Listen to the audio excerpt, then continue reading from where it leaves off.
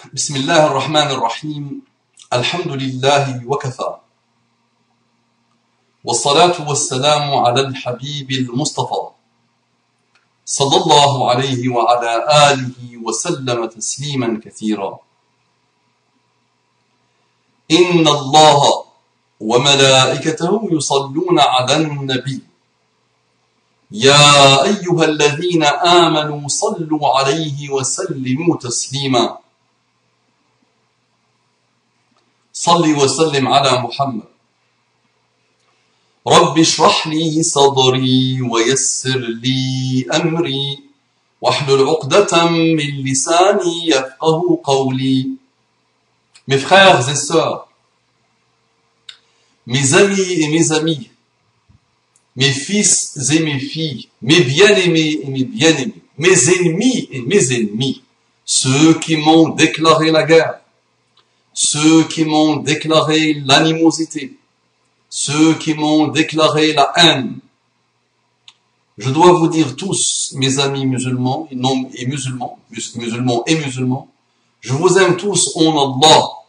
Nous avons en commun Allah, la parole d'Allah, le messager d'Allah, les messagers d'Allah cités dans le Coran. Nous avons une histoire musulmane commune. Nous avons beaucoup de valeurs communes. Nous avons un objectif ultime.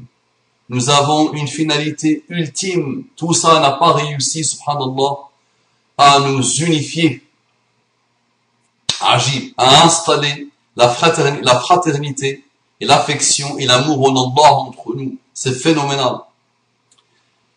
Donc, je vous dis aussi, assalamu alaikum wa rahmatullahi wa barakatuh. Que la paix, la miséricorde et les bénédictions d'Allah soient sur vous. Quel bel engagement, quel beau pacte, quelle belle salutation unique dans l'histoire humaine. On ne peut pas penser à cette salutation facilement et on ne peut pas du tout, il est impossible d'inventer cette salutation qui est la salutation de l'islam. Mes frères et sœurs qui n'ont pas encore eu l'honneur et le bonheur et la joie d'ouvrir leur cœur à l'islam, d'ouvrir leur raison à l'islam, de s'ouvrir à l'islam. Ceux-là, ce sont mes frères et sœurs en humanité, en citoyenneté et en universalité et en toutes les excellentes valeurs de l'humanité quand elle est fidèle à elle-même. Ceux-là, je leur dis que je les aime, oui. J'ai beaucoup d'affection pour eux, oui. J'apprends d'eux, oui. Nous avons les mêmes objectifs, les mêmes finalités, les mêmes visées, oui. On aime la paix, on veut la paix sociale et sociétale et économique. On aime la justice, on aime toutes les excellentes valeurs que tous les humains, tous les communs des mortels aiment, veulent, désirent. Très bien. J'entre directement dans le vif du sujet, sachant que je viens d'approfondir le sujet et de faire son tour. Un frère est venu marquer le territoire. Il a posté un message qui contient un florilège de dégâts, de crimes, de délits, de ravages, de discorde, de désolation, commis par ce qu'il appelle les islamo-racailles. Les islamo-racailles. Un frère lui répond, il lui dit, c'est bien, tu prouves ton islamophobie avec cette liste. Peux-tu faire de même avec les bouddhistes, les juifs ou les chrétiens pour prouver ton impartialité? Donc, c'est une idée qui doit être périmée, celle qui nous oblige, nous pousse à dire à quelqu'un qui vient avec un florilège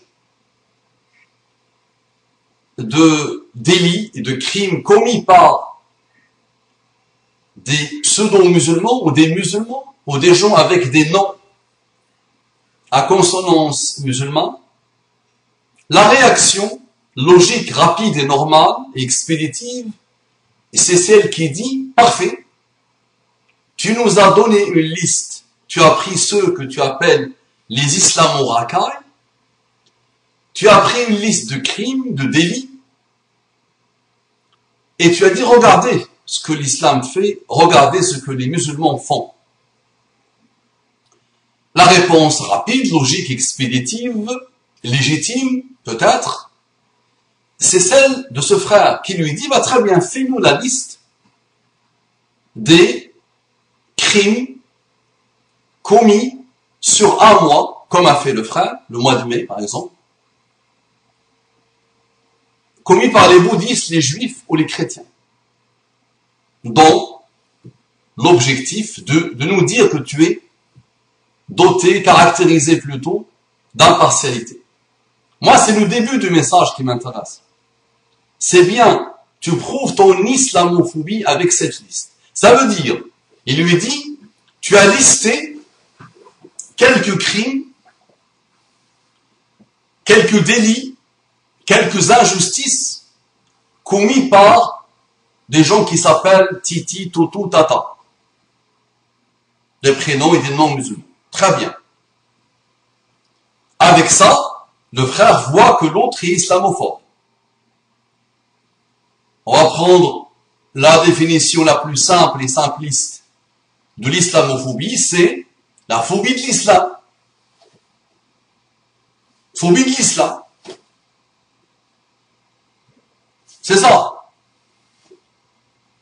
La peur de l'islam. La haine de l'islam. Une rancune exacerbée et exacerbante de l'islam. Une panique de l'islam. Un traumatisme dû à l'islam. Donc quelqu'un fait une liste. Ma réponse est de lui dire tu es islamophobe. Tu viens de prouver que tu es islamophobe. Très bien. Sauf que la réponse aussi, une autre idée périmée, qui doit être périmée, c'est quel est le lien de ces gens qui ont commis ces dégâts, quel est le lien, ces délits, ces crimes, quel est leur lien avec l'islam? Pour être honnête intellectuellement, est-ce que l'islam demande aux musulmans, aux humains, de commettre ce type de délit? Je vais détailler un rappel direct sur ce florilège. On peut poser quelques questions. Mais toutes ces questions sont pour moi des idées et des questions et des questionnements périmés. Vraiment. Ma problématique à moi, c'est autre chose. C'est que ces personnes-là, avant même de parler d'islam, avant même de parler de phobie, avant même de parler d'action ou de réaction envers ou contre l'islam et les musulmans, moi je leur dis, ils sont intellectualo-phobie. Ils ont ce qu'on appelle l'intellectualo-phobie. Malheureusement. Ils ont l'idée-phobie. Malheureusement. Ils ont la réflexion-phobie. Ils ont la pensée-phobie. C'est que ces gens-là, malheureusement, ils ont cessé de réfléchir.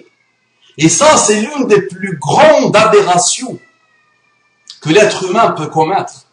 C'est quand il s'arrête de réfléchir. C'est quand il s'arrête de raisonner. C'est quand il s'arrête de penser. C'est vraiment ça le problème. Moi, j'ai pitié de ce type de personnage. Vraiment, wallah, j'ai vraiment pitié de ce type de personnage, quel qu'il soit. musulmans ou non musulmans, religieux ou non religieux, athées ou non, matérialistes ou non, bouddhistes ou non, juifs ou non, quels qu'ils soient, on ne peut qu'avoir une grande pitié de quelqu'un qui a la phobie de lui-même, qui a la phobie de l'intellectualité, qui a la phobie de la pensée, qui ne peut plus penser. C'est vraiment l'une des choses qui émerveille l'humanité jusqu'à aujourd'hui, c'est notre capacité, notre faculté de réfléchir et de penser. C'est vraiment ça le mal absolu. C'est vraiment ça le problème. Qu'il ait la phobie de l'islam ou pas, pourquoi pas? Pourquoi pas? À la limite, ça n'engage que lui, le pauvre. Et il n'aime pas l'islam, il n'aime pas l'islam, pas là. Il a la phobie de l'islam, il sera bipolaire, le pauvre. Et tombera dans la dépression nerveuse, le pauvre. Il se suicidera, le pauvre. Parce qu'il ne peut plus faire autrement. Il vit dans un monde où il y a des musulmans. Jusque-là, nous avons aussi pitié de lui, le pauvre. Parce qu'il ne peut que être malheureux. Il ne peut que être dépressif. Il ne peut que être frappé par une multitude de schizophrénie, le pauvre. Il aura plusieurs visages, le pauvre. Tout ça, à la limite, tu vas dire, ça n'engage que lui, bien fait pour lui, il l'a cherché. Mais quand quelqu'un cesse de réfléchir, quand quelqu'un cesse de penser, c'est vraiment le problème. Donc j'ai vu quelques imbéciles qui s'appellent Mohamed, Hassan, Fatima, Virginie, Michael, Thomas, tout cela peuvent être musulmans. N'est-ce pas? Ils commettent quelques délits. Ils commettent quelques péchés.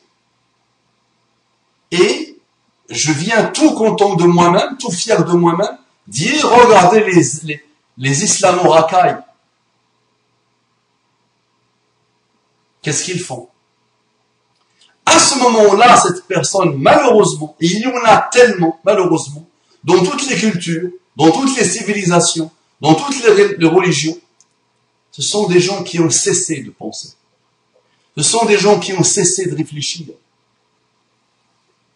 Et c'est vraiment un mal absolu. C'est une chose, moi, qui me dépasse. Quand quelqu'un cesse de penser, quand quelqu'un cesse de réfléchir. Donc c'est vraiment ça le problème de ces gens. Donc à toi, mon frère, d'aider ces gens-là, dans tes entourages, dans tes voisinages, dans les forums que tu visiteras, commence à inviter les gens à réfléchir, à penser, à utiliser ça, le cerveau, à utiliser toutes nos capacités, subhanallah, intellectuelles. Le jour où les humains commencent à faire ça, le monde s'apaise. Wallahi, le monde s'apaise. Et surtout, toi, en tant qu'individu, tu vivras heureux. Tu toucheras enfin la quiétude et l'apaisement. Et j'espère qu'un jour, cette idée elle-même devient une idée périmée. Ça veut dire, je commence à penser, je commence à réfléchir. Je ne généralise pas. Je me pose des questions avant d'attaquer l'islam qui est la religion qu'Allah a voulu pour l'humanité par excellence. La religion universelle et universaliste par excellence. Elle l'a montré, elle l'a démontré par les témoignages de ses propres ennemis, subhanallah, et du constat. Avant même de faire cela, commence déjà à réfléchir, s'il te plaît. Assalamu alaikum wa rahmatullahi wa barakatuh.